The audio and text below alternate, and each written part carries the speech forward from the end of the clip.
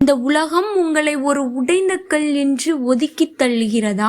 நீங்கள் எதற்கும் உதவாதவர் என்று கேலி செய்கிறதா? கவலைப்படாதீர்கள். ஏனென்றால் உலகமே வியந்து பார்க்கும் தஞ்சை பெரிய கோவிலும் மாமல்லபுரத்து சிலைகளும் ஒரு காலத்தில் வெறும் கற்களாக தான் இருந்தன. வணக்கம் and welcome to my channel Kathaipayani. இன்னைக்கு நம்ம உடைந்த கற்களின் காவியம் அப்படின்ற ஒரு மோட்டிவேஷனல் ஸ்டோரியை தான் பார்க்க போறோம். நம்ம கதையோட நாயகன் அருள் படிச்சு முடிச்சுட்டு நகரத்துக்கு போய் வேலை தேடுறான். வேலை கிடைக்காதனால தோல்வியுற்றவனாக அந்த கிராமத்துக்கு திரும்பி வரான். அங்க இருக்கக்கூடிய ஊர் பொதுமக்கள் எல்லாம் வேலைக்கு ஆகாதவன்னு சொல்லி கிண்டல் பண்றாங்க. மனமுடைஞ்சு போன அருள் ஊருக்கு எல்லையில இருக்கக்கூடிய ஒரு வயதான சிற்பிய சந்திக்கிறார். அவரோட பேரு சிற்பி பெரியசாமி தாத்தா.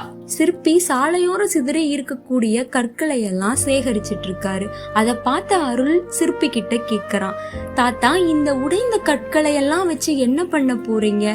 இதுதான் எதற்கும் உதவாததே அப்படின்னு கேக்குறான்.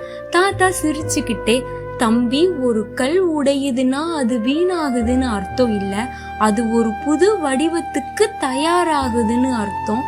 உளியின் அடி தாங்காத கல் சிலையாவதும் இல்லை, அவமானங்களை சுமக்காத மனிதன் சரித்திரம் படைத்தது இல்லை அப்படின்னு தாத்தா சொல்றாரு.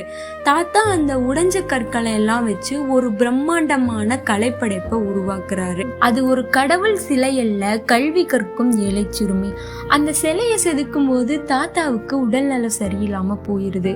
அப்போதான் அருள் அந்த உளியை கையில எடுக்கிறான். ஊர் மக்கள் ஏளனமா பேசியது அருள் காதுல ஒலிச்சுக்கிட்டே இருக்கு. ஒவ்வொரு முறை உளிய அடிக்கும் போதும் தான் ஒரு கல் இல்ல, நான் ஒரு சிற்பி என்று தனக்குள்ள சொல்லிக்கிட்டே இருக்கான் அருள். மாதங்களுக்கு பிறகு அந்த சிலை அந்த ஊரோட புதுசா துவங்கப்பட்ட அரசு பள்ளிக்கு முன்னாடி திறக்கப்படுது. அந்த சிலையை செதுக்கியது ஒரு வேலையில்லா பட்டதாரின்னு தெரிய வரும்போது ஏளன செஞ்ச அதே ஊர் மக்கள் எழுந்து நின்று கை தட்டுறாங்க.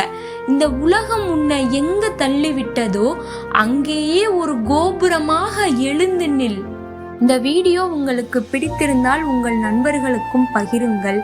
உங்கள் வாழ்க்கையில் உங்களை செதுக்கிய அந்த ஒளி எது என்று கமெண்டில் சொல்லுங்கள். இன்னும் பல சுவாரஸ்யமான கதைகளுக்கு நமது சேனலை சப்ஸ்கிரைப் செய்து கொள்ளுங்கள். நன்றி.